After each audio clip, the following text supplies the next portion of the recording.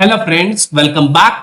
ये हमारा पहला पार्ट है इकोनॉमी पीटी 365 जनवरी फरवरी का जो अपडेटेड मटेरियल आया है उसमें से हम कर रहे हैं। ठीक है, तो पहला टॉपिक है वो हमारा है महिला सम्मान सेविंग सर्टिफिकेट। ये एक kind of national small saving scheme government के द्वारा लॉन्च की गई थी, बारे में हम देखते हैं। तो पहला टॉपिक है हमारा महिला सम्मान सेविंग सर्टिफिकेट। तो ये बजट 2023-24 में गवर्नमेंट के द्वारा अनाउंस की गई थी, फाइनेंस मिनिस्टर के द्वारा। तो ये क्या है, इसमें one time small saving scheme है। किसके लिए?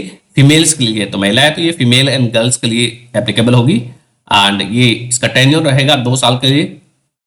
2 ईयर का इसका टेन्योर है 2023 से 2025 तक। ठीक है, कौन इसके एलिजिबल होगा स्मॉल सेविंग स्कीम में, यानी कि इसमें डिपॉजिट कर सकते हैं तो उस पर इंटरेस्ट रेट मिलता है। तो एलिजिबल कौन रहेगी? वो men and girls are eligible for this scheme. And इसमें क्या लिमिट होगी? मैक्सिमम इसमें 2 लाख रुपए डिपॉजिट किए जा सकते हैं फॉर 2 ईयर। ठीक है, तो इसके अंदर यदि प्रीमेच्योर एंड पार्शियल विड्रॉल किया जाता है वुमेन्स के द्वारा, तब 7.5% इंटरेस्ट रेट उनको दिया जाएगा। प्रीमेच्योर एंड पार्शियल विड्रॉल पे 7.5% इंटरेस्ट रेट दिया जाएगा। ठीक है, तो एक kind of small saving scheme है जो कि बजट में अनाउंस की गई थी। इसके अलावा भारत में और भी स्मॉल सेविंग स्कीम्स चल रही हैं। Post office deposit small scheme है, दूसरा है सेविंग सर्टिफिकेट से रिलेटेड स्मॉल स्कीम है, सोशल सिक्योरिटी स्मॉल स्कीम है। ऐसी स्कीम जिसमें बहुत कम पैसा इन्वेस्ट किया जाता है। तो पोस्ट ऑफिस में डिपॉजिट किया जाता है, वो भी स्मॉल सेविंग का पार्ट बनती है। पोस्ट ऑफिस में सेविंग अकाउंट ओपन किया जा सकता है, रेकरिंग अकाउंट होता है, टाइम डिपॉजिट होते हैं, मंथली अकाउंट ओपन किया होता है पोस्ट ऑफिस में, उसका पोस्ट ऑफिस डिपॉजिट का पार्ट माना जाता है। दूसरा है सेविंग सर्टिफिकेट्स। सेविंग सर्टिफिकेट में क्या आता है? इसमें नेशनल सेविंग सर्टिफिकेट्स आते हैं, किसान विकास पत्र है वो सेविंग सर्टिफिकेट का पार्ट है। तीसरा है सोशल सिक्योरिटी स्कीम्स में है, इसमें जैसे आते हैं पब्लिक प्रोविडेंट फंड का जो पैसा है ईपीएफओ के पास, then senior citizen saving scheme है, सुकन्या समृद्धि अकाउंट है जो कि ओपन किया जाता है 0 से 10 साल की लड़की होती है तो वो ओपन कर सकती है। सुकन्या समृद्धि अकाउंट में मिनिमम 250 रुपीज डिपॉजिट किए जा सकते हैं। ये बेटी बचाओ बेटी पढ़ाओ के अंडर आता है।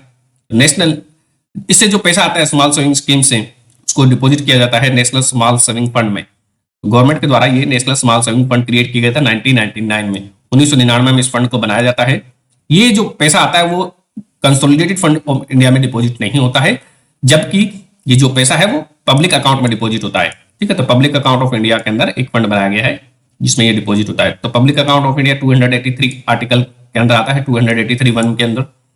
इसको कौन एडमिनिस्टर करता है? इस फंड को, नेशनल स्मॉल सेविंग फंड को एडमिनिस्टर कौन करता है? मिनिस्ट्री ऑफ फाइनेंस इसको एडमिनिस्टर करती है। इसमें जो भी पैसा आता है वो सेंट्रल गवर्नमेंट की लायबिलिटी तो रहती है। ये जो है वो इसके अंदर जो भी पैसा डिपॉजिट होता है उसकी खास बात यह है कि ये फिस्कल डेफिसिट का पार्ट नहीं बनता है। तो स्मॉल सेविंग स्कीम्स का जो पैसा होता है वो फिस्कल डेफिसिट का पार्ट नहीं बनता है गवर्नमेंट का। ठीक है, एक काइंड ऑफ ऑफशोर लायबिलिटी कह सकते हैं गवर्नमेंट की। ये इससे जो पैसा आता है स्मॉल सेविंग फंड से, उसको यूज किया जाता है जो सेंट्रल और स्टेट गवर्नमेंट है उनका जो फिस्कल डेफिसिट होता है उसको फाइनेंस करने के लिए यूज किया जाता है, उसको ब्रिज करने के लिए यूज किया जाता है, परंतु ये फिस्कल डेफिसिट का पार्ट नहीं होती है। ठीक है, फिस्कल डेफिसिट का पार्ट नहीं होती है, परंतु उसको फिल करने के लिए इसको यूज किया जाता है, फाइनेंस करने के लिए फिस्कल डेफिसिट को। बाकी जो पैसा बच जाता है वो गवर्नमेंट सिक्योरिटी में इन्वेस्ट किया जाता है। Benefit of small saving schemes के क्या बेनिफिट हो सकते हैं? ये जो पुअर सेक्शन है, वुलनरेबल सेक्शन है, जैसे कि वुमेन है, एल्डर है, उनको ज्यादा इंटरेस्ट रेट मिलता है इन पे, तो उनके लिए क्या है, सेफ्टी नेट का काम करता है। गवर्नमेंट के लिए ये एडिशनल रिसोर्स हो जाएगा। ठीक है, 75% इसका जो पैसा होता है वो लोन दिया जाता है स्टेट गवर्नमेंट को। नेक्स्ट इज, अगली है जो हमारा है वो टॉपिक है दीनदयाल अंत्योदय योजना, नेशनल रूरल लाइवलीहुड मिशन 2015 में शुरू किया गया था। उससे पहले गवर्नमेंट ने एक स्कीम लॉन्च की थी, स्वर्ण ज्योति ग्रामीण रोजगार योजना। स्वर्ण ज्योति ग्रामीण स्व रोजगार योजना गवर्नमेंट के द्वारा लॉन्च की गई थी ग्रामीण एरियाज में, रूरल एरियाज में सेल्फ एम्प्लॉयमेंट को जनरेट करने के लिए। इसका नाम बदल के गवर्नमेंट के द्वारा कर दिया गया था नेशनल रूरल लाइवलीहुड मिशन 2011 में। 2011 में इसका नाम रूरल लाइवलीहुड मिशन कर दिया जाता है। फिर मोदी गवर्नमेंट आती है, मोदी गवर्नमेंट इसका नाम बदल के कर देती है दीनदयाल अंत्योदय योजना, नेशनल रूरल लाइवलीहुड मिशन 2015 में। ये कौन सी मिनिस्ट्री के अंदर आता है? ये मिनिस्ट्री ऑफ रूरल डेवलपमेंट इसको इंप्लीमेंट करती है इस स्कीम को। इस स्कीम के अंदर एम क्या है? स्कीम का एम है पॉवर्टी को रिड्यूस करना है, पॉवर्टी रिडक्शन करना है। कैसे करेंगे? इसमें जो है वुमेन्स को मोबिलाइज किया जाता है सेल्फ हेल्प ग्रुप में की फॉर्म में। तो इसका जो काम है वो पॉवर्टी रिडक्शन है by mobilising rural women in formation of self help group, ठीक है। वहां पे उनको सेल्फ हेल्प ग्रुप में उनको मोबिलाइज करके उनको लाइवलीहुड जनरेशन के लिए लोन भी प्रोवाइड किया जाता है, स्किल प्रोवाइड की जाती है। एंड गवर्नमेंट ने टारगेट रखा है कि नेशनल दीनदयाल अंत्योदय योजना, नेशनल रूरल लाइवलीहुड मिशन है, इसके अंदर 10 crore self help group create करने का टारगेट रखा गया था गवर्नमेंट के द्वारा 2024 तक, ठीक है। तो उसमें से 9 करोड़ के करीब बना लिए गए हैं। टोटल टारगेट कितना था? 10 करोड़ सेल्फ हेल्प ग्रुप बनाना था। तो कंपोनेंट क्या है दीनदयाल अंत्योदय योजना नेशनल रूरल लाइवलीहुड मिशन के? कंपोनेंट क्या क्या है? सोशल मोबिलाइजेशन करना है वुमेन्स का in form of SSG. Second है ये फाइनेंशियल इंक्लूजन करना है। तीसरा इसका जो कंपोनेंट है वो है सस्टेनेबल लाइवलीहुड को प्रमोट करना है, स्किल की ट्रेनिंग दी जाती है। चौथा है सोशल इंक्लूजन। तो social mobilisation, social inclusion, sustainable livelihood and social inclusion, ठीक है। तो दीनदयाल अंत्योदय योजना नेशनल रूरल लाइवलीहुड मिशन के अंदर अभी एक प्रज्वला चैलेंज भी लॉन्च किया गया था मिनिस्ट्री ऑफ रूरल डेवलपमेंट के द्वारा। प्रज्वला चैलेंज वो इसके अंदर लॉन्च किया गया था। उसका काम क्या है? ये काइंड ऑफ हैकाथन है। वहां पे क्या है, ministry of rural development idea मंगवाती है लोगों से कि रूरल एरिया को कैसे डेवलप करना है। तो यहाँ पे ideas are invited for the transformation of rural economy under Prajwala challenge by ministry of rural development. तो कैसे काम करता है, कैसे नेशनल रूरल लाइवलीहुड मिशन कैसे काम करता है? इसमें लाइवलीहुड सर्विस प्रोवाइड की जाती है, जैसे कि मार्केटिंग है, टेक्नोलॉजी स्किल वगैरह है, उसको प्रोवाइड की जाती है वुमेन्स को। देन इसके अंदर इनेबलिंग एनवायरमेंट भी प्रोवाइड किया जाता है, सेल्फ हेल्प ग्रुप को फाइनेंस प्रोवाइड किया जाता है, innovation, public services. Then next topic is survival of richest. Survival of richest the India story, एक रिपोर्ट है जो पब्लिश की जाती है ऑक्सफैम के द्वारा। ऑक्सफैम इनइक्वालिटी से रिपोर्ट होती है, वो ऑक्सफैम पब्लिश करता है। इस रिपोर्ट के अनुसार जो रिचेस्ट 1% है हमारे देश के लोग हैं, जैसे कि अंबानी है, अडानी है, वो रिचेस्ट 1% है। दे ओवन 40% जो हमारे देश की टोटल वेल्थ है वो उसका ओवन करते हैं, दे ओवन, उनके ओनर है, ठीक है। तो इनइक्वालिटी को मेजर किया जाता है गिनी कोफिशिएंट के द्वारा। Inequality is measured by Guinea coefficient and zero represent करता है कंप्लीट इक्वालिटी, यानी कि जीरो स्कोर होता है तो ये इनइक्वालिटी को मेजर करता है, तो यानी कि ये जीरो रहेगी तो कंप्लीट इनइक्वालिटी रहेगी। और 1 पे क्या है? 1 पे पर्सन है एवरीथिंग, तो 1 पे रहेगी कंप्लीट इनइक्वालिटी, 0 पे कंप्लीट इक्वालिटी रहेगी, और 1 इसका स्कोर आ जाएगा। गिनी कोफिशिएंट जब 1 हो जाएगा तो मतलब एक ही पर्सन के पास सब कुछ है, सारा प्रॉपर्टी है वो एक ही पर्सन के पास है, सारा वेल्थ है। तो ये 100 ये काइंड ऑफ गिनी कोफिशिएंट है, वो 1 पे इनइक्वालिटी सबसे ज्यादा होती है, इनइक्वालिटी, ठीक है। तो इनइक्वालिटी को डिस्ट्रीब्यूशन को मेजर किया जाता है लोरेंज कर्व के द्वारा। तो Lorentz curve show the distribution of inequality को दिखाता है। इसमें एक साइड परसेंटेज पॉपुलेशन लिया जाता है, दूसरी साइड प्रोपोर्शन ऑफ इनकम, उसको फिर ग्राफ बनाया जाता है। तो ये लोरेंज कर्व का ऐसा ग्राफ आता है, लोरेंज कर्व, ठीक है। गिनी कोफिशिएंट है वो मेजर करता है इसको डिग्री ऑफ इनइक्वालिटी को, कितनी इनइक्वालिटी है 0 से 1 के बीच में ये मेजर करता है, जबकि डिस्ट्रीब्यूशन शो किया जाता है लोरेंज कर्व के द्वारा, ठीक है। Next is fuel tax. Petrol diesel पे जो टैक्स लगता है वो डेली रिवाइज किया जाता है पीएसयूज के द्वारा, ऑयल मार्केटिंग कंपनीज के द्वारा। गवर्नमेंट या प्राइवेट वाली है उनको डेली रिवाइज करना पड़ता है, ठीक है। तो कंपोनेंट्स क्या होते हैं उसके? जो डीजल है, हमें जो डीजल मिलता है, यदि आप पेट्रोल पंप से जाकर डीजल खरीदोगे तो आपको या फिर पेट्रोल खरीदोगे तो उसमें क्या क्या कंपोनेंट्स उसमें इंक्लूड होते हैं, तो उसका जो प्राइस कैसे तय किया जाता है? उसमें 3 कंपोनेंट होते हैं। तो बेसिक प्राइस है, यानी कि जो बेस प्राइस होता है, इसमें सबसे पहले बेस प्राइस होता है जहां से हम क्रूड ऑयल खरीदा जाता है, और जो कंपनीज है वो क्रूड ऑयल खरीदती है इंटरनेशनल मार्केट से, उसको इंक्लूड किया जाता है। दूसरा है उसमें सेंट्रल टैक्स इंक्लूड किए जाते हैं, सेंट्रल गवर्नमेंट टैक्स लगाती है इसमें, एक्साइज ड्यूटी। एंड थर्ड इस पे स्टेट गवर्नमेंट जो टैक्स लगाती है, स्टेट गवर्नमेंट लगाती है सेल्स टैक्स और वेट टैक्स लगाती है पेट्रोल या डीजल पेट्रोलियम प्रोडक्ट्स पे। तो 3 प्राइस हो गए। बेस प्राइस यानी कि जो इंटरनेशनल मार्केट में जो दाम है, उसके अलावा सेंट्रल गवर्नमेंट का टैक्स है जो एक्साइज ड्यूटी है, स्टेट गवर्नमेंट का जो टैक्स है स्टेट टैक्स या फिर वेट है, ठीक है। तो सेंट्रल एक्साइज टैक्स है, सेंट्रल एक्साइज है उसमें क्या है, वो सेंट्रल गवर्नमेंट लगाती है। सेंट्रल एक्साइज है मैन्युफैक्चरिंग पे लगता है, तो वो सेंट्रल गवर्नमेंट लगाती है। तो इसलिए कारण क्या है, वो यूनिफॉर्म होती है थ्रू आउट द कंट्री। तो सेंट्रल एक्साइज है, इसके 2 कंपोनेंट है। एक तो बेसिक एक्साइज ड्यूटी है, बेसिक एक्साइज ड्यूटी है वो एक काइंड ऑफ टैक्स होता है। एक्साइज ड्यूटी जो टैक्स है तो स्टेट गवर्नमेंट के साथ इसको शेयर किया जाता है। बेसिक एक्साइज ड्यूटी है is share with state government. दूसरा इसका कंपोनेंट होता है, इसके ऊपर में बेसिक एक्साइज ड्यूटी के एडिशन में सेंट्रल गवर्नमेंट क्या है, सेस लगाती है। तो सेस क्या होता है? सेस आपको पता होगा, सेस एंड सरचार्ज, ठीक है। तो वो है, उसको क्या है, सेस एंड सरचार्ज है वो सेंटर अकेला कहा जाता है, तो स्टेट के साथ शेयर नहीं किया जाता है, ठीक है, सेस एंड सरचार्ज को। Next topic is micro finance. तो माइक्रो फाइनेंस क्या होता है? तो micro finance are the small loan in financial service जो poor and low income housing group को प्रोवाइड की जाती है। एंड माइक्रो फाइनेंस का फादर माना जाता है मोहम्मद यूनिस, जो बांग्लादेश के हुए हैं इकोनॉमिस्ट, उनको फादर माना जाता है इसका। उन्होंने क्या है, मोहम्मद यूनिस ने ग्रामीण बैंक ओपन किया था 1976 में बांग्लादेश में, एंड इसके लिए इनको नोबेल प्राइज भी दिया गया था। साधन क्या है? साधन साधन है ये जो सेल्फ रेगुलेटिंग बॉडी है, सेल्फ ऑर्गेनाइजेशन है। Sadhan is self regulatory organisation for micro finance institution के लिए है, एंड इसको रिकॉग्नाइज किया गया है। आरबीआई भी इसको रिकॉग्नाइज करती है साधन को। तो जो माइक्रो फाइनेंस इंस्टीट्यूशन होते हैं उनका द्वारा खुद का एक अपना ऑर्गेनाइजेशन बनाया गया है जो कि उनको रेगुलेट करता है। देन इसके अलावा आरबीआई भी रेगुलेट करता है इनको, और भी बहुत सारी चीजें इसको रेगुलेट करती है माइक्रो फाइनेंस इंस्टीट्यूशन को।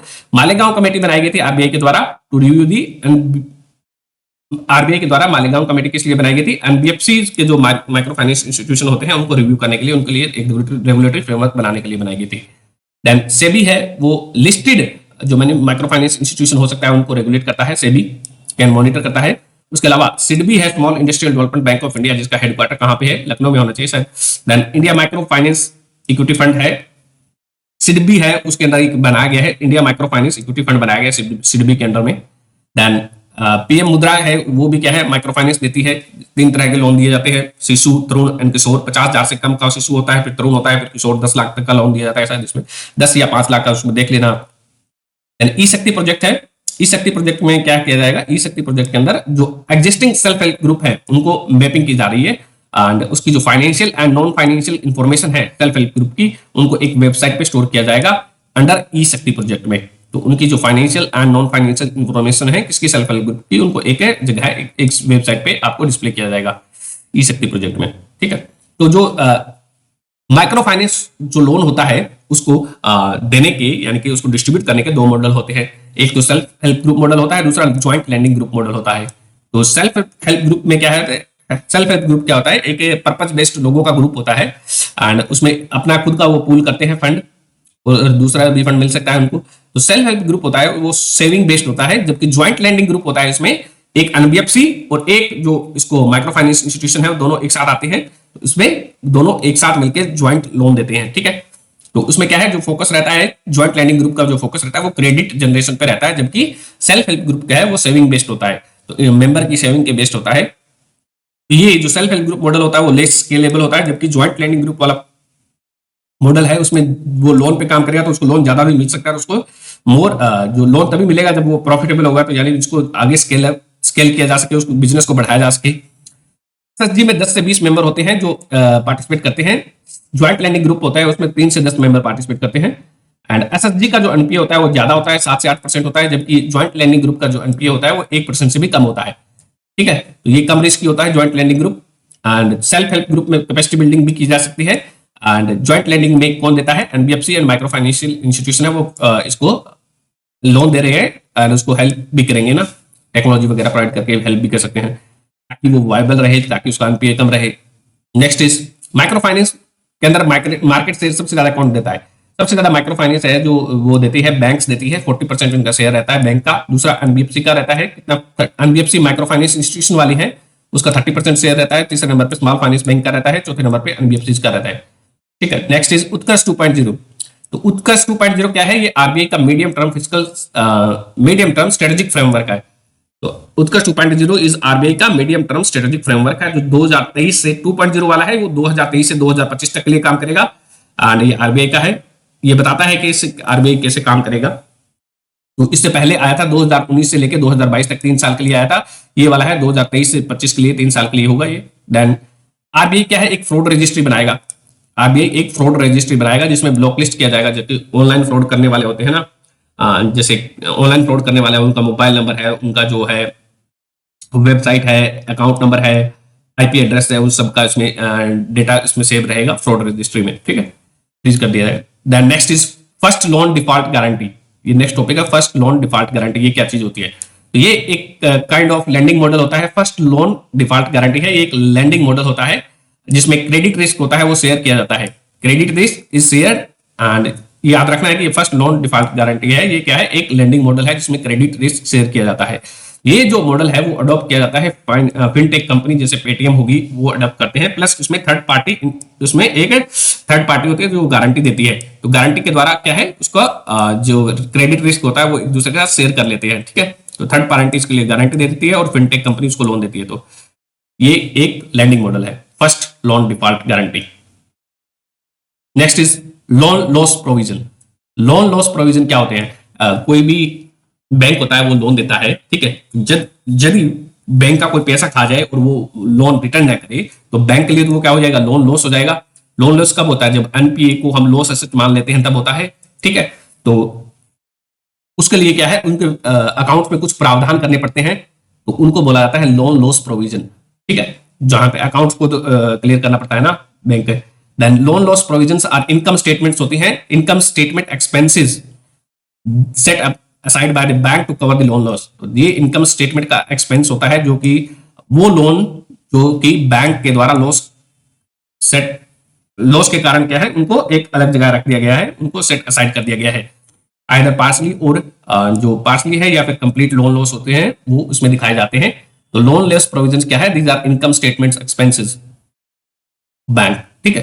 तो लोन लॉस हो गया, उसके लिए जो प्रावधान किए गए हैं उनको बोला जाता है लोन लॉस प्रोविजन। इसके बाद में हम पढ़ते हैं ये एक इंटरनेशनल अकाउंटिंग स्टैंडर्ड काउंसिल बनाई गई थी 1973 में। इंटरनेशनल अकाउंटिंग स्टैंडर्ड काउंसिल बनाई गई थी 1973 में, जो कि जो भी गवर्नमेंट अकाउंटिंग करती है, अकाउंटिंग प्रिंसिपल फॉलो करती है, उसके लिए इंटरनेशनल अकाउंटिंग स्टैंडर्ड काउंसिल बनाई गई थी 1973 में, ठीक है। तो इसने दिए थे इंटरनेशनल अकाउंटिंग स्टैंडर्ड डेवलप किए थे, उसके आधार पर ही क्या है इंटरनेशनल गवर्नमेंट्स है या फिर ऑर्गेनाइजेशन है वो अकाउंटिंग करती है, इनके आधार पर उनको क्या क्या उसको कंसिडर करना है, कैसे कैसे उनको अकाउंट्स में दिखाना है। तो इस बॉडी को 2001 में रिप्लेस कर दिया गया था। इंटरनेशनल अकाउंटिंग स्टैंडर्ड काउंसिल ने डेवलप किए थे इंडियन अकाउंटिंग स्टैंडर्ड्स, ठीक है। इसमें बहुत सारे इंडियन अकाउंटिंग स्टैंडर्ड 1, 2, 3, 39 ये वगैरह है वो डेवलप किए गए थे, ठीक है। एंड इंडिया अभी फॉलो करता है इंडियन अकाउंटिंग स्टैंडर्ड 39 वाला सिस्टम फॉलो करता है। इस बॉडी को इंडियन अकाउंटिंग स्टैंडर्ड काउंसिल को रिप्लेस कर दिया गया था 2001 में Indian international financial IFSR foundation के द्वारा इसको रिप्लेस कर दिया जाता है।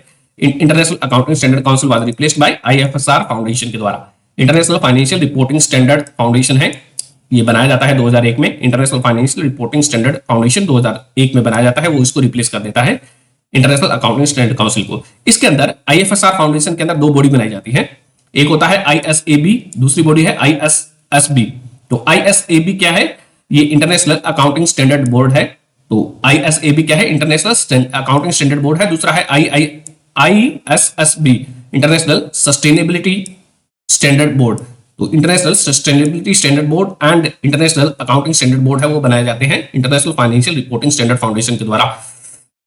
जो बॉडी है ऊपर वाली body international accounting standard board है, ये 2001 में एक international financial reporting standard develop करती है। तो इंटरनेशनल फाइनेंशियल रिपोर्टिंग स्टैंडर्ड है वो 2001 में डेवलप किए जाते हैं इंटरनेशनल अकाउंटिंग स्टैंडर्ड बोर्ड के द्वारा। ये अकाउंटिंग स्टैंडर्ड है जो कि ग्लोबली अभी डेवलप्ड कंट्री फॉलो करते हैं। कौन सा? International financial reporting standard. जबकि इंडिया में है, इंडिया अभी फॉलो कर रहा है इंडियन अकाउंटिंग स्टैंडर्ड 39, जो कि इसके द्वारा डेवलप किए गए थे इंटरनेशनल फाइनेंशियल अकाउंटिंग काउंसिल के द्वारा, ठीक है। तो इंडिया का जो अकाउंटिंग स्टैंडर्ड है वो पुराने मॉडल पे अभी बेस्ड है, ठीक है। तो जो भी लोन लॉस होता है इसमें लोन लॉस होता है, जो भी बैंक का लोन लॉस होता है, तो उसको करंट मॉडल इंडिया जो फॉलो करता है वो फॉलो करता है इनअकर्ड लॉस अप्रोच फॉलो करता है। इनअकर्ड लॉस अप्रोच फॉलो करता है। उसमें क्या होता है कि जब भी लोन दे दिया उसके बाद में कोई पैसा खा गया तो उसके बाद में वो पैसा खाने के बाद में दिखाया जाता है, ठीक है। बाद में उसको अकाउंट में दिखाया जाता है कि कितना पैसा कौन खा गया। ये करंट मेथड इंडिया इनअकर्ड लॉस में, ये यानी कि लॉस होने के बाद में ये अकाउंट्स में लिया जाता है। ये बेस्ड है इंडियन अकाउंटिंग स्टैंडर्ड 39 सिस्टम पे बेस्ड है, ठीक है।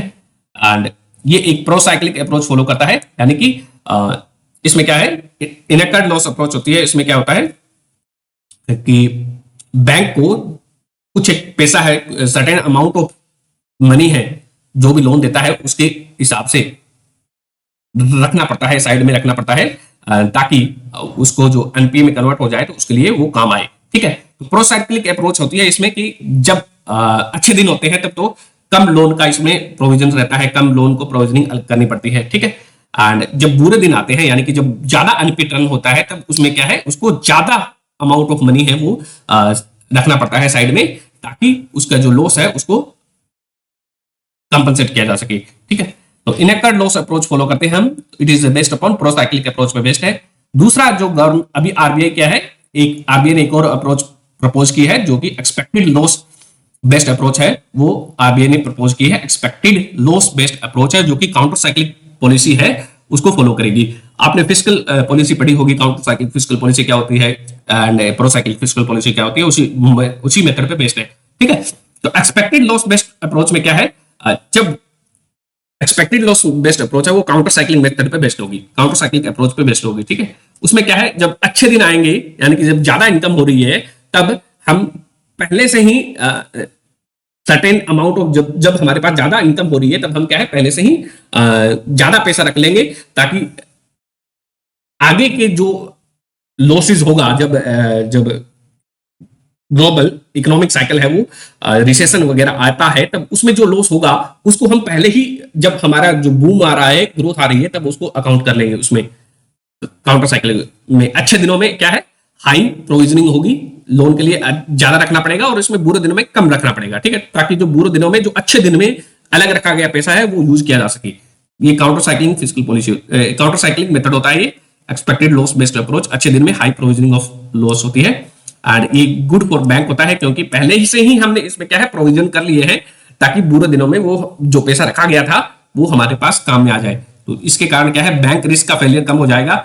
It avoid the systematic issue को अवॉइड करेगा। ये इंटरनेशनली फॉलो किया जाता है, IFSR 9 मेथड पे बेस्ड है। ये इंटरनेशनल फाइनेंशियल रिपोर्टिंग स्टैंडर्ड 9 पे ये बेस्ड मेथड है। कौन सा, एक्सपेक्टेड लॉस बेस्ड अप्रोच है, वो इस पे बेस्ड है, एंड इसको 2014 में दिया गया था, IFSR स्टैंडर्ड 9 है। इसका जो फायदा क्या होगा, इसका जो बैंक है वो फेलियर, बैंक सॉल्वेंट रहेगा, बैंक फेलियर की कंडीशन नहीं आएगी, रेजिलियंस है इकोनॉमी की वो बढ़ेगी, एंड इसके कारण रेजिलियंस बढ़ेगी। ग्लोबली इस मेथड को फॉलो किया जाता है। कौन से, एक्सपेक्टेड लॉस बेस्ड अप्रोच को फॉलो किया जाता है, एंड इसमें ग्लोबली इंप्रूव रहेगी, ट्रांसपेरेंसी सिस्टम की इंप्रूव होगी। तो क्या है, लोन लॉस प्रोविजन में इनेक्टेड लॉस अप्रोच होती है, जो कि कोई पैसा खा गया उसके बाद में उसको अकाउंट में लिया जाता है। एक्सपेक्टेड लॉस में पहले ही उसको अकाउंट में ले लिया जाएगा, बैंक के द्वारा इतना मनी छोड़ा जाएगा। तो व्हाट आर द फैक्टर्स, तो लोन लॉस प्रोविजनिंग के लिए बैंक को कुछ कौन कौन से फैक्टर है, कितना उसको लोन लॉस की प्रोविजनिंग करनी पड़ती है, कितना पैसा अलग रखना पड़ता है। तो ये डिपेंड करता है बैंक की लॉस हिस्ट्री कितनी है, कितना बैंक रिकवर कर पा रहा है पहले से, उसके आधार पर इकोनॉमिक कंडीशन कैसी है मार्केट की, सेफ्टी लेवल ऑफ बैंक कैसा है, देन कम दूसरे बैंकों को क्या है, कितना नुकसान हो रहा है, वो सारी बातें इसमें अकाउंट में ली जाती है। Next topic is SSAF। तो RBI ने एक पेपर निकाला था, तो जिसका नाम क्या है, securitisation of stress asset framework. इस पे securitisation of stress asset framework पे एक RBI ने पेपर निकाला है। तो सिक्योरिटाइजेशन क्या होती है, securitisation involve pooling of loan and selling them to a special entity. इसमें लोन को पुल किया जाता है और एक एंटिटी को बेच दिया जाता है लोन को। ठीक है, जो कि एक स्पेशल पर्पस व्हीकल होती है, जो कि फिर वो स्पेशल पर्पस व्हीकल है आगे फिर लोन दे देता है, वो सिक्योरिटी इश्यू करता है। when then issue the security। ठीक है, जो स्पेशल पर्पस व्हीकल होता है वो सिक्योरिटी इश्यू करता है फॉर बैंक। ठीक है, तो एसेट ओरिजिनेटर है, जैसे कि SBI है, मान लेते हैं SBI है, HDFC बैंक है, तो वो अपना एसेट पूल करेंगे और वो इसको दे देंगे। एसेट ओरिजिनेटर है, यानी कि जो बैंक लोन दे रहा है, तो कोई भी लोन होता है that is asset of bank. ठीक है, तो वो एसेट ओरिजिनेटर है, वो अपना लोन है वो SPV को दे देते हैं, एक स्पेशल पर्पस एंटिटी को। फिर स्पेशल पर्पस एंटिटी है वो इसको क्या है, कैपिटल मार्केट इन्वेस्टर को देती है, तो इसको डेब्ट सिक्योरिटी इशू करती है ट्रांचेस में। Special purpose it issues, SPV है वो कैपिटल मार्केट इन्वेस्टर को क्या है, डेब्ट सिक्योरिटी इशू करती है, और उसको फिर क्या है, ट्रेडिंग की जाती है। ये जो सिक्योरिटी इशू की जाती है उसको ट्रेडिंग की जाती है। एंड ये जो ट्रेंचेस में इशू किया जाता है, जो भी लोन होता है उसको ट्रेंचेस में बेचा जाता है। ट्रेंचेस में जैसे शेयर होता है ना, उसी तरह से होता है, तो काइंड ऑफ शेयर इशू कर दिए जाते हैं उसका। देन शेयर ट्रेंचेस, फिर उसको सेकेंडरी मार्केट में बेचा जाता है, कैपिटल मार्केट में इसको बेच दिया जाता है, मतलब ट्रेडिंग की जाती है, बेचा किया जाता है, कैपिटल मार्केट में उसकी ट्रेडिंग की जाती है। And issue asset based securitisation है, जैसे कि सीनियर ट्रेंचेस हो सकता है, मेजाजिन हो सकता है, जूनियर ट्रेंचेस वो इशू करती है। तो एसेट दो प्रकार के हो सकते हैं, standard asset and stress asset. Standard asset and stress asset, तो स्टैंडर्ड एसेट को सकते हैं जो NPA नहीं होते हैं, जिन पे कोई लोन दिया है बैंक ने और उस पर लोन कोई टाइम पे रिटर्न कर रहा है।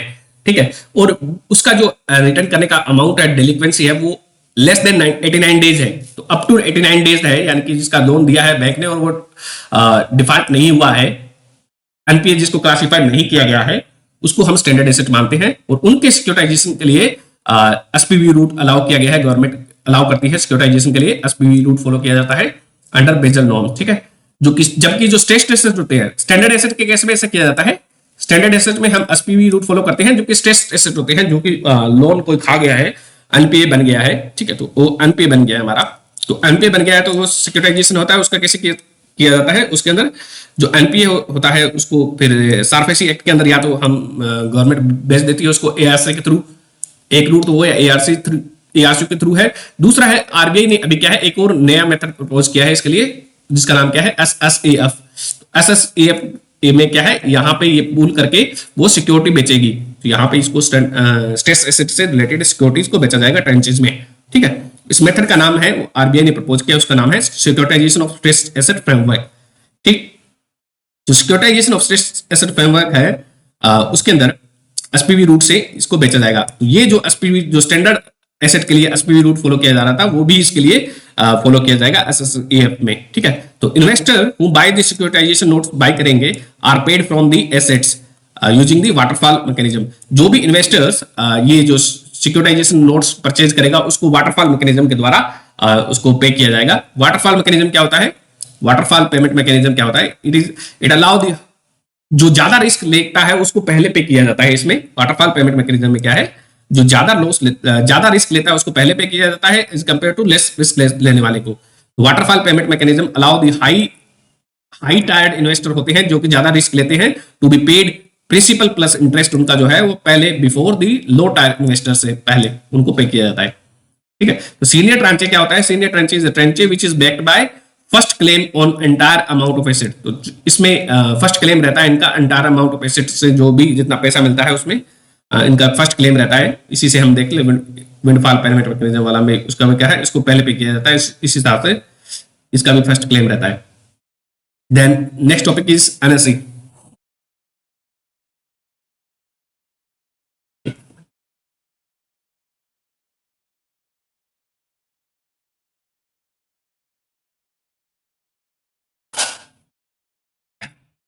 नेक्स्ट टॉपिक है वो हमारा है national stock exchange. National stock exchange को 1992 में बनाया गया था, लॉन्च किया गया था, एंड स्टॉक मार्केट में पार्टिसिपेशन को बढ़ावा देने के लिए इसको बनाया गया था। इसका जो बेंचमार्क इंडेक्स है एनएससी का, वो कौन सा है, निफ्टी है, निफ्टी 50। निफ्टी के अंदर कितने हैं, 50 इंडेक्स, 50 कंपनियों के इसमें शेयर होते हैं निफ्टी के अंदर। तो 50 टॉप 50 कंपनी का निफ्टी में होता है, निफ्टी 50 इज ऑफ एनएससी, ठीक है। तो 1994 में निफ्टी ने इंट्रोड्यूस किए थे इलेक्ट्रॉनिक ट्रेडिंग इंडिया में, शेयर की इलेक्ट्रॉनिक ट्रेडिंग इंडिया में किसने इंट्रोड्यूस की थी, एनएससी ने की थी 1994 में, ठीक है। तो एनएससी ने अभी लॉन्च किया था म्युनिसिपल, देश का पहला म्युनिसिपलिटी बॉन्ड इंडेक्स लॉन्च किया गया है एनएससी के द्वारा। तो इंडिया का पहला जो म्युनिसिपलिटी बॉन्ड इंडेक्स हो जाएगा, कौन सा हो जाएगा, Nifty India municipal bond index है, वो इंडिया का पहला म्युनिसिपलिटी बॉन्ड इंडेक्स है, Nifty India municipality bond index, ठीक है। ये ट्रैक करता है म्युनिसिपल बॉन्ड की परफॉर्मेंस को। तो म्युनिसिपलिटी होती है जैसे कि दिल्ली म्युनिसिपलिटी या डीएमसी है, वो क्या है, म्युनिसिपल बॉन्ड इशू करती है मार्केट में, उनको ये ट्रैक करेगा उनमें, ठीक है। तो उनको ट्रैक करेगा कौन, Nifty India municipal bond index, ठीक है। इसका जो बेस डेट मानी गई है, इसकी बेस डेट 1 जनवरी 2021 मानी गई है, एंड इसका जो बेस वैल्यू कितनी होगी इसकी, Nifty India municipal bond index की जो बेस वैल्यू होगी वो 1000 होगी, 1000, एंड इसका जो बेस डेट है 1 जनवरी 2021 माना गया है। इसको क्वार्टरली 3 मंथ में क्वार्टरली इसको रिवाइज किया जाएगा, ठीक है। एंड इसमें प्रेजेंटली अभी 28 म्युनिसिपल बॉन्ड्स होंगे, एंड 28 म्युनिसिपल बॉन्ड्स इसका पार्ट है अभी, एंड इसको ये तो बढ़ता रहेगा, ठीक है। इसकी बेस वैल्यू याद रखो 1000 है 1 जनवरी 2021 को, एंड इसको क्वार्टरली रिवाइज किया जाएगा। देन म्युनिसिपल बॉन्ड होते हैं उसको सेबी रेगुलेट करता है, सेबी भी रेगुलेट करता है जो लिस्टेड होते हैं उनको। एंड म्युनिसिपल बॉन्ड होता है तो बॉन्ड इशू करके म्युनिसिपलिटी पैसे रेज करती है मार्केट से, फिर उनको फंड में लगाती है, प्रोजेक्ट्स में लगाती है म्युनिसिपलिटी बॉन्ड के थ्रू पैसा को, ठीक है। तो वो जनरल प्रोजेक्ट है, जब म्युनिसिपलिटी यानी कि म्युनिसिपल कॉर्पोरेशन है वो जनरल ऑब्लिगेशन प्रोजेक्ट होते हैं, जैसे कि उनको पार्क बनाना है, सड़क बनानी है, पब्लिक गुड्स के लिए जो बना रहे हैं, जो जिनसे क्या है इनकम नहीं मिल रही है, उनके लिए जो पैसा यूज करते हैं उसको बोला जाता है जनरल ऑब्लिगेशन बॉन्ड। दूसरा होता है रेवेन्यू बॉन्ड, उनका जो बॉन्ड इशू करके पैसे लेके, बॉन्ड इशू करके पैसे लेके फिर उनको इन्वेस्ट किया जाता है ऐसी एक्टिविटीज में जहां से कमाई हो रही हो, रेवेन्यू हो रहा, तो उनको जैसे कि टोल बेस्ड है, रोड बना दी उस पर टोल लगा दिया, वहां से क्या है रेवेन्यू अर्न किया जाता है, उनको बोला जाता है रेवेन्यू बॉन्ड, ठीक है। तो म्युनिसिपलिटी बॉन्ड 2 प्रकार के हो गए, general obligation bond and revenue bond, ठीक है। तो लार्जली जो म्युनिसिपलिटी बॉन्ड है इंडिया में है वो 60% क्या है, वो इन्वेस्टमेंट ग्रेड के बॉन्ड है, तो they are municipality 60% of India's municipality bond are investment grade के हैं। एंड पूल्ड फाइनेंसिंग क्या होती है, इसमें क्या है, दो तीन म्युनिसिपलिटी एक साथ आती है, municipality A B, urban local body A B C एक साथ आती है, फिर वो एक पूल्ड फंड बनाती है। ठीक है, एक पूल्ड फंड बनाती है, दो तीन म्युनिसिपलिटी एक साथ आके फिर क्या है, वो एक बॉन्ड इश्यू करती है इन्वेस्टर को, और उसके बदले में उसको इन्वेस्टर उसको पैसा देता है, ये पूल्ड फंड है उसको बॉन्ड देता है। ठीक है, एंड फिर उसको इन्वेस्ट किया जाता है अलग अलग प्रोजेक्ट में। म्युनिसिपलिटी ए का प्रोजेक्ट होता है, फिर बी का प्रोजेक्ट होता है, सी का प्रोजेक्ट होता है, उसको भी पैसे को इन्वेस्ट कर दिया जाता है। इससे क्या है, वो थोड़ा अट्रैक्टिव लगता है, जैसे कि म्यूचुअल फंड होता है वैसे ही। ठीक है, pooled financing. Next, central government है वो प्रमोट करती है pooled financing development scheme, launch की थी गवर्नमेंट के द्वारा, सेंट्रल गवर्नमेंट के द्वारा 2006 में। तो पूल्ड फाइनेंस डेवलपमेंट स्कीम है ये 2006 में सेंट्रल गवर्नमेंट ने लॉन्च की थी, to provide credit to urban local bodies है, उनको क्रेडिट देने के लिए through state level pooled finance mechanism. तो स्टेट लेवल इनको फाइनेंस मैकेनिज्म को पूल करें, उसके लिए इसको बनाया गया था स्कीम को। नेक्स्ट, म्युनिसिपल बॉन्ड होते हैं वो ना तो स्टेट गवर्नमेंट के द्वारा लॉन्च किए जाते हैं, न ही सेंट्रल गवर्नमेंड के द्वारा, वो अर्बन लोकल बॉडी के द्वारा इशू किए जाते हैं। तो इसमें दे आर नो गारंटी नहीं होती है, इसकी कोई गारंटी, नो गवर्नमेंट गारंटी नहीं होती इनकी। Municipal bonds they lack any government guarantee. ठीक है, ये काम कैसे करता है, म्युनिसिपलिटी होती है वो क्या है, म्युनिसिपलिटी है वो बॉन्ड इशू करती है किसी को, इन्वेस्टर को या फिर बॉन्ड होल्डर को बॉन्ड इशू करती है, फिर जहां से जो पैसा आता है, पैसा लेती है म्युनिसिपलिटी, फिर उस पैसे को क्या है इंफ्रास्ट्रक्चर प्रोजेक्ट में इन्वेस्ट करती है, रोड में, जैसे कि रोड हो गया, तो उससे जो कमाई होती है फिर वो म्युनिसिपलिटी है वो क्या है, उसको एक एस्क्रू अकाउंट में डालती है, और इस एस्क्रू अकाउंट से उस पे जो बॉन्ड इशू किया जाता है उस पे क्या है एक सर्टेन इंटरेस्ट दिया जाता है। ठीक है, तो फिर उसको डेब्ट सर्विस बोलते हैं या फिर बॉन्ड सर्विसिंग बोलते हैं। एस्क्रू अकाउंट से यानी कि उसके जो कमाई वाले प्रोजेक्ट से जो पैसा आ रहा है उसमें से कुछ पैसा है वो उसको ब्याज की तरह दिया जाता है, इंटरेस्ट की तरह बॉन्ड होल्डर को दिया जाता है। ठीक है, ऐसे इन्वेस्टर ये काम करता है municipal bond. Next topic is social stock exchange. तो पहले भी हम पढ़ चुके हैं सोशल स्टॉक एक्सचेंज, यानी कि ये जो सोशल एंटरप्राइजेज होती हैं उनको पैसा रेज करने में हेल्प करता है सोशल स्टॉक एक्सचेंज। ठीक है, तो इसमें देश का पहला, इंडिया का पहला सोशल स्टॉक एक्सचेंज है वो एनएसई ओपन करेगा, NSE national stock exchange open करेगा, इसलिए न्यूज में था। तो सोशल एंटरप्राइज कौन सी होती है, सोशल एंटरप्राइजेज वो एंटरप्राइज होती है, it can be not for profit organisation भी हो सकता है और फॉर प्रॉफिट ऑर्गेनाइजेशन भी हो सकता है। तो पहले हम कवर कर चुके हैं सोशल स्टॉक एक्सचेंज को थोड़ा सा, तब वहां पे एक कंडीशन बताई गई थी कौन सी नॉन प्रॉफिट कंपनी एग्जिस्ट 3 साल के लिए वाली होती है वो उसमें रजिस्टर कर सकती है, एंड दूसरा है फॉर प्रॉफिट होती है। तो फॉर प्रॉफिट को रजिस्टर करने की जरूरत नहीं पड़ती है सोशल स्टॉक एक्सचेंज पे। तो इनके लिए क्या सोशल एंटरप्राइज किसे माना जाता है, तो क्या कंडीशन रहती है, सोशल एंटरप्राइजेस कौन सी होती है, सोशल एंटरप्राइज उन एंटरप्राइज को माना जाता है जिनका 2/3 रेवेन्यू हो सकता है, या तो 2/3 रेवेन्यू हो या फिर 2/3 एक्सपेंडिचर हो, या फिर उनके 2/3 कस्टमर बेस है वो क्या हो, आप एक स्पेशल सेगमेंट से हो। ठीक है, तो उसका जो 2/3 रेवेन्यू है वो एलिजिबल एक्टिविटी पे खर्च हो रहा हो। ठीक है, 2/3 रेवेन्यू या फिर 67% रेवेन्यू वहां से जनरेट हो रहा हो, एलिजिबल एक्टिविटी से जनरेट हो रहा हो लास्ट 3 साल का, 2/3 रेवेन्यू, या फिर उसका जो 2/3 एक्सपेंडिचर है लास्ट 3 साल का वो एलिजिबल एक्टिविटी पे हो रहा हो, यानी कि सोशल एक्टिविटी पे हो रहा हो। कौन कौन सी सोशल एक्टिविटीज है वो हम आगे देखेंगे। एंड या फिर उसका जो 2/3 बेस है, कस्टमर बेस है, या फिर जो बेनिफिशियरी है वो क्या है, लास्ट 3 साल में कौन सी होनी चाहिए, एलिजिबल जो है सोशल टारगेट पॉपुलेशन है वो होनी चाहिए। तो टारगेट पॉपुलेशन कौन सी होती है वो भी हम देखेंगे। तो एलिजिबल एक्टिविटी कौन कौन सी होती है जिसमें जिसको कंसिडर किया जाता है सोशल एंटरप्राइजेज में, तो वो एलिजिबल एक्टिविटी है वो काम कर रही है इरेडिकेशन ऑफ हंगर में काम कर रही है, poverty eradication, malnutrition, then inequality को कम करने के लिए काम कर रही है, education, employment generation, livelihood generation, disaster management, then protection of national heritage, art and culture, ये भी इसका हिस्सा माना जाता है, इंपॉर्टेंट है, ये इसका हिस्सा माना जाएगा सोशल एंटरप्राइज का। तो protection of national heritage, art, culture, उसके अलावा अफोर्डेबल हाउसिंग है वो भी क्या है सोशल एक्टिविटीज का हिस्सा माना जाएगा। तो eradication of hunger, poverty, malnutrition, inequality, education, employment, livelihood, disaster management, protection of national heritage, art, culture, उसके अलावा अफोर्डेबल हाउसिंग। ठीक है, ओवरऑल हाउसिंग नहीं होता है, अब केवल अफोर्डेबल हाउसिंग इसका पार्ट माना जाता है। ठीक है, तो कौन कौन सी एंटरप्राइज जो सोशल एंटरप्राइज नहीं होगी, not eligible as social enterprise नहीं माना जाएगा किसको, यदि कॉर्पोरेट फाउंडेशन है वो अपना सब ब्रांच खोल दे, जैसे कि अंबानी अपनी कंपनी खोल दे अलग से, उसको नहीं माना जाएगा कॉर्पोरेट फाउंडेशन। देन पॉलिटिकल और रिलीजियस ऑर्गेनाइजेशन इसका पार्ट नहीं माना जाएगा, प्रोफेशनल और ट्रेड एसोसिएशन है वो उसको नहीं माना जाता है। देन इंफ्रास्ट्रक्चर में कोई कंपनी इन्वेस्ट कर रही है तो उसको नहीं माना जाएगा। Housing company other than affordable housing, तो अफोर्डेबल हाउसिंग को छोड़ के जो भी हाउसिंग कंपनी है वो इसका सोशल एंटरप्राइज का हिस्सा नहीं मानी जाएगी। कौन कौन सी? कॉर्पोरेट वाले फाउंडेशन है वो not a part of social enterprise का, उसको नहीं कंसिडर किया जाएगा। पॉलिटिकल और religious organisation, professional trade union है, या फिर इंफ्रास्ट्रक्चर वाली कंपनी है, या फिर हाउसिंग कंपनी है, ऐसा अफोर्डेबल हाउसिंग उसका पार्ट नहीं मानी जाती है। ठीक है। नॉन प्रॉफिट ऑर्गेनाइजेशन होते हैं उनको क्या है, रजिस्टर करना पड़ता है सोशल स्टॉक एक्सचेंज के, जबकि जो फॉर प्रॉफिट सोशल ऑर्गेनाइजेशन होता है उनको रजिस्टर करने की जरूरत नहीं पड़ती है। जो फॉर प्रॉफिट ऑर्गेनाइजेशन होते हैं वो तो डायरेक्टली क्या है, इश्यू कर सकते हैं, शेयर इश्यू कर सकते हैं, इक्विटी ऐसे करके, इक्विटी यानी कि शेयर इश्यू करके डेब्ट इंस्ट्रूमेंट इश्यू कर सकते हैं और पैसे उठा सकते हैं मार्केट से। जबकि जो नॉन प्रॉफिट ऑर्गेनाइजेशन होते हैं वो क्या है, उनको रजिस्टर करने की जरूरत पड़ेगी, प्लस में उनके लिए कैसे वो फंड ले सकते हैं मार्केट से, they can issue zero coupon zero principal bond issue कर सकते हैं। जो नॉन प्रॉफिट ऑर्गेनाइजेशन है zero coupon zero principal bond issue कर सकते हैं। तो ये हम पहले पढ़ चुके हैं, यानी कि काइंड ऑफ डोनेशन होता है जिसपे न तो इंटरेस्ट देना पड़ता है, न ही प्रिंसिपल अमाउंट द्वारा वापस देनी पड़ती है। Zero coupon zero principal bond, ठीक है। किसके लिए होगा ये? Kind of donation for non profit organisation के लिए, ठीक है।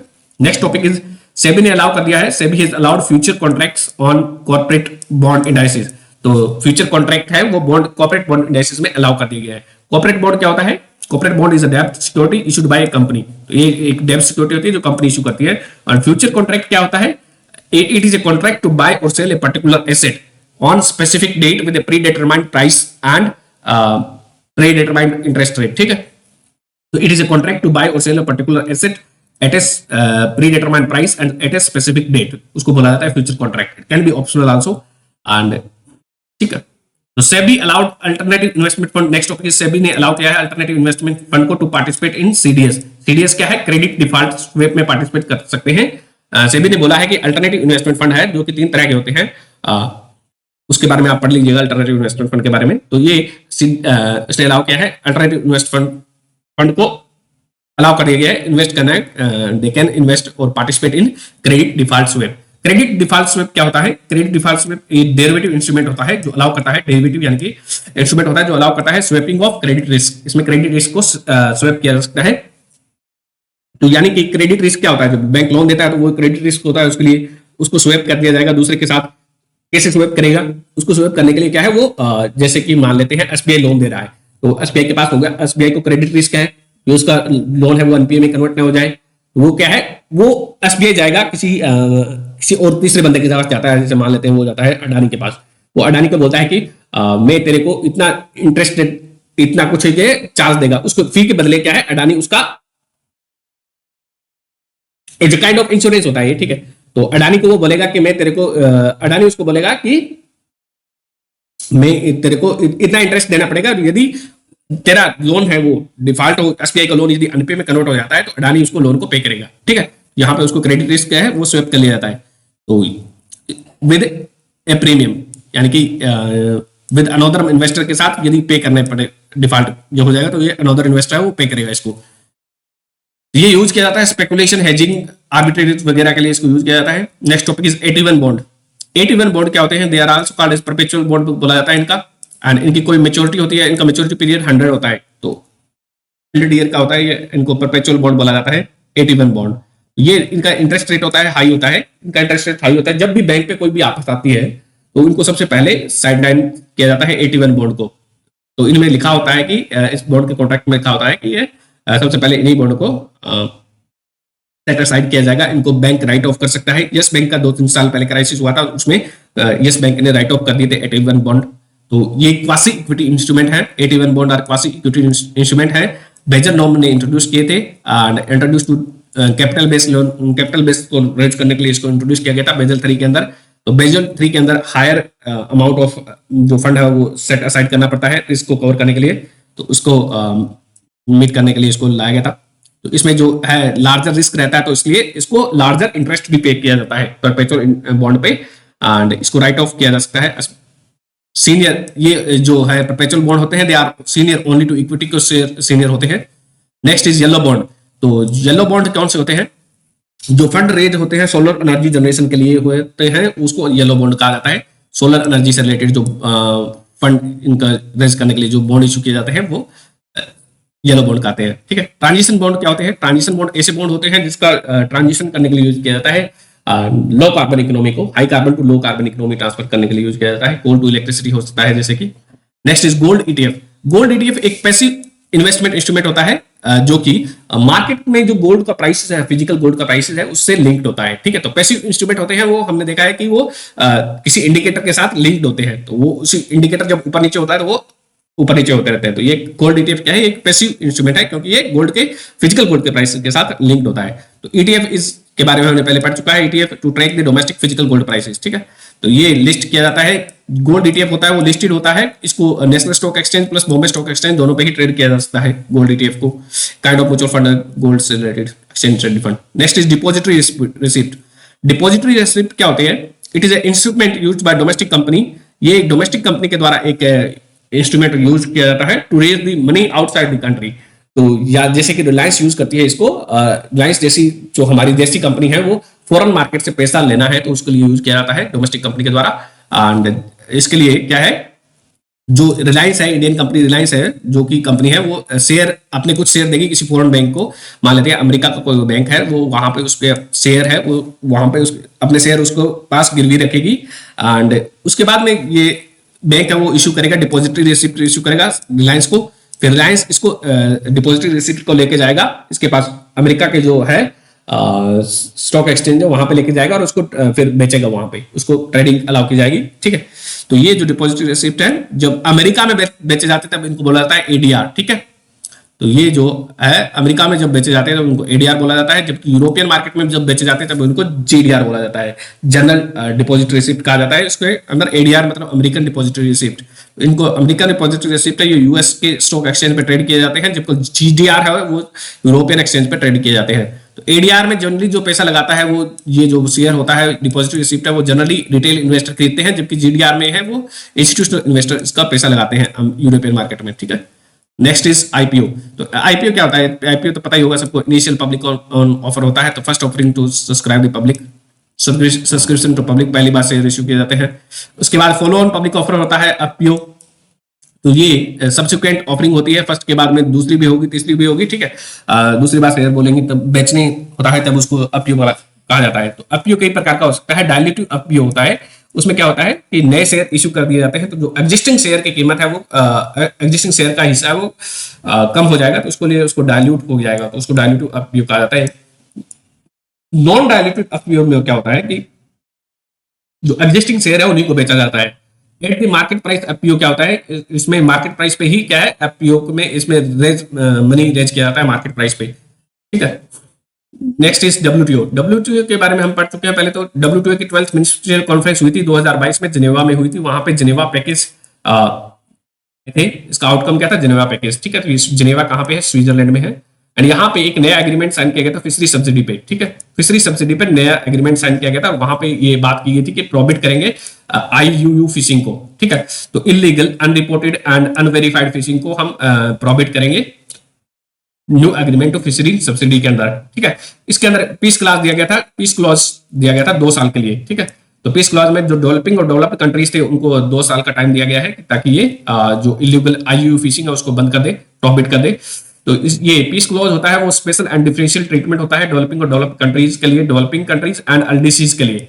डेवलप नहीं है, डेवलपिंग एंड एलडीसीज कंट्रीज के लिए होता है, ठीक है। स्पेशल एंड डिफरेंशियल ट्रीटमेंट है। एंड ये जो है आईयूयू फिशिंग है वो प्रोहिबिट करेंगे with in their exclusive zone, ठीक है। ये जो सेकंड जिसका जो इसका कंपोनेंट है प्रोहिबिट करती है सब्सिडी आवर फिश स्टॉक पे। तो आवर फिश स्टॉक पे कोई भी सब्सिडी दी जा रही है उसको प्रोहिबिट करती है फिशरीज और या फिर फिशरीज रिलेटेड सेक्टर से। एंड ये कौन डिटरमाइन करेगा कि स्टॉक है जो फिशरी का स्टॉक है वो क्या है? फिश का जो स्टॉक है वो आवर फिश है, वहां पे ओवर फिशिंग कर ली गई है उसकी, तो उसको डिटरमाइन किया जाता है। कोस्टल कंट्री है जैसे इंडिया के कोस्ट में है तो इंडिया डिटरमाइन करेगा।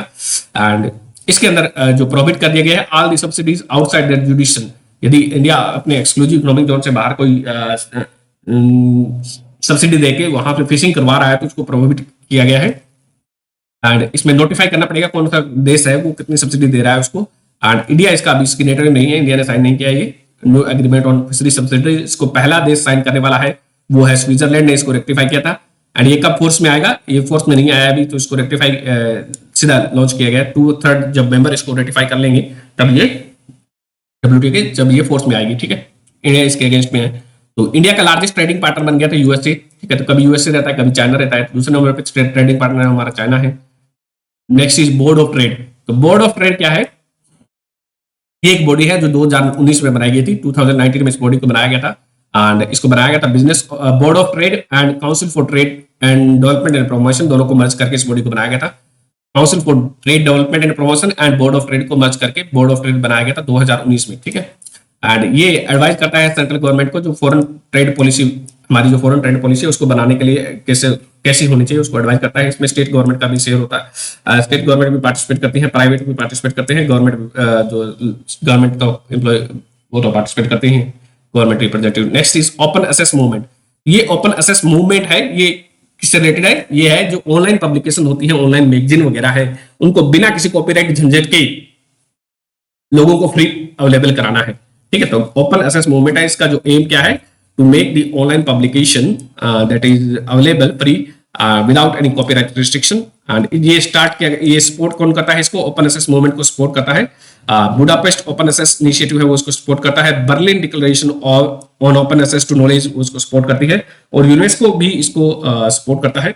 Budapest open access initiative, Berlin declaration on open access to knowledge and UNESCO इसको सपोर्ट करते हैं, ठीक है। Next is flipping. क्या होती है फ्लिपिंग, क्या होती है, इंडियन कंपनी है, इसमें क्या होता है, इंडियन कंपनी अपनी ओनरशिप बदल लेती है। इंडियन कंपनी अपनी ओनरशिप है वो ट्रांसफर कर देती है फॉरेन कंपनी को और उसकी सब्सिडी की तरह ऑपरेट करती है, उसको बोलते हैं फ्लिपिंग। जैसे कि फ्लिपकार्ट है, वो एक वहां पे एक सेल कंपनी बनाएगी सिंगापुर की, ठीक है। फ्लिपकार्ट सिंगापुर में अपनी सेल कंपनी बनाएगी और अपनी ओनरशिप है उसको ट्रांसफर कर दी जाएगी। इसमें टैक्स बेनिफिट वगैरह वगैरह कुछ क्लोजेस पहले मिलते थे, ठीक है। तो इसलिए कंपनीज क्या है उनको फ्लिप कर दी जाती थी, ठीक है। अभी जो कंपनी कन्वर्ट हो गई थी, जैसे मान लेते हैं जो कंपनी जिसने अपनी ओनरशिप ट्रांसफर की थी, फ्लिप हो गई थी, वो वापस वो अपनी देश में ही शिफ्ट कर रही है। तो domicile is shifting to India, who flipped earlier, उसको बोला जाता है रिवर्स फ्लिपिंग। तो इकोनॉमिक सर्वे ने कहा है कि कंपनी जो है वो रिवर्स फ्लिपिंग कर रही है, यानी कि वो अपना सब्सिडरी बन गई थी फॉरेन कंपनी की, वो वापस से अपनी देश में रजिस्टर कर रही है, ठीक है। एंजल टैक्स क्या होता है, तो स्टार्टअप्स को इनिशियल डेज में काफी फंड का खर्च रहता है, उनको फंड पैसा नहीं होता स्टार्टअप के पास, ठीक है। तो उसमें उसके लिए एंजल बन के आते हैं, ये एंजल इन्वेस्टर्स होते हैं। वो उनको बोलते हैं कि आप मेरे को कुछ सर्टेन परसेंटेज ऑफ शेयर दो, उसके बदले में मैं पैसा लगाऊंगा ताकि ये आपका जो बिजनेस है वो प्रॉफिटेबल हो जाए। तो ये एंजल स्टार्टअप्स को पैसा देते हैं, ठीक है, शेयर के बदले में। एंजल इन्वेस्टर्स कौन होते हैं, वेल्दी पर्संस होते हैं। एंड अभी इंडिया में क्या था कि जो फॉरेन एंजल इन्वेस्टर्स थे, यदि वो इन्वेस्ट कर रहे थे तो उन पे क्या है टैक्स नहीं लगाया जाता था। जो देसी लोग थे हमारे, जो इंडिया वाले एंजल इन्वेस्टर थे, उन पे यदि कोई स्टार्टअप की फंडिंग करते तो वो टैक्स लगाया जाता। गवर्नमेंट कंसिडर कर रही है जो फॉरेन एंजल इन्वेस्टर है उन पे टैक्स लगाने का कंसिडर कर रही है, ठीक है। Next is government is planning to bring the foreign investor under the angel tax law. Next topic is SWIFT. तो स्विफ्ट क्या है, ये एक मैसेजिंग नेटवर्क है, सेफ मैसेजिंग नेटवर्क है जो कि बनाया गया है। तो स्विफ्ट की फुल फॉर्म क्या है, society for world wide interbank financial telecommunication. तो society for world wide interbank financial telecommunication, ये कहाँ पे लोकेटेड है, ये बॉडी है वो बेल्जियम में लोकेटेड है। तो ये अलाउ करती है दो बैंक के बीच में interbank secured message transfer facility, ठीक है। तो exchange between only banking partners के बीच में इसमें एक्सचेंज किया जाता है, मैसेजिंग नेटवर्क है and only banking partners are allowed in it participate, connect the bank with the client, bank को कनेक्ट कराती है when client make the transaction, ठीक है। तो ये सिक्योर होती है स्विफ्ट, इसमें जो ट्रांजैक्शन होते हैं सिक्योर एंड रिलायबल होते हैं।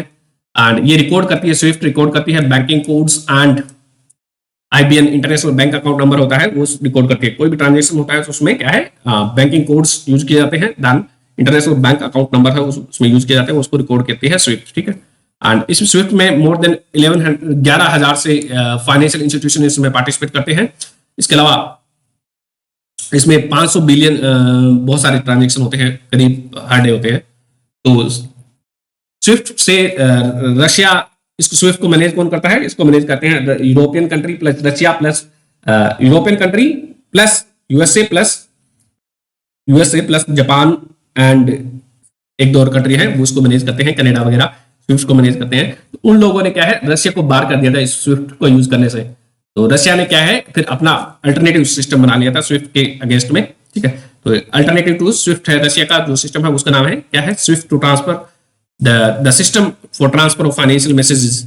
ये किसका है SPFS, the system for transfer of financial messages है, ये रशिया का द्वारा बनाया गया है। 2014 में रशिया ने बना लिया था इसको अल्टरनेटिव टू स्विफ्ट। ये स्विफ्ट का अल्टरनेटिव है the system for transfer of financial messages.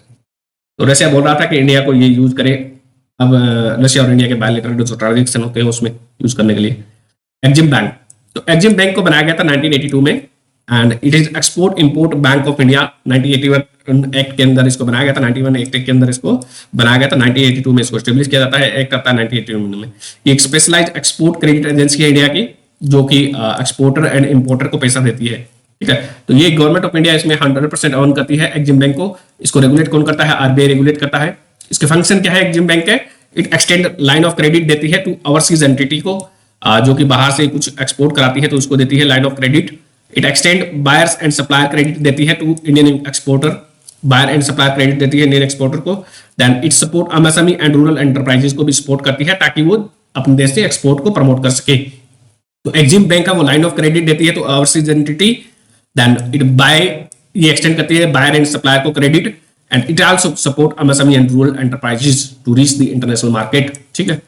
Then next is international IP index. तो इंटरनेशनल IP इंडेक्स लॉन्च कौन लॉन्च करता है? ये इसके डेवलप किया जाता है यूएस चैम्बर ऑफ कॉमर्स, इसको रिलीज करता है। International IP index international intellectual property index है, हर साल रिलीज किया जाता है यूएस चैम्बर ऑफ कॉमर्स के द्वारा एंड यूएसए इसको टॉप करता है, ठीक है। एंड इसमें 42nd पोजीशन आई थी इंडिया की एंड ये इवेल्युएट करता है कि इंटेलेक्चुअल प्रॉपर्टी है कौन से देश में कितने स्ट्रॉन्ग है, इंटेलेक्चुअल प्रॉपर्टी लॉज कितना स्ट्रॉन्ग है।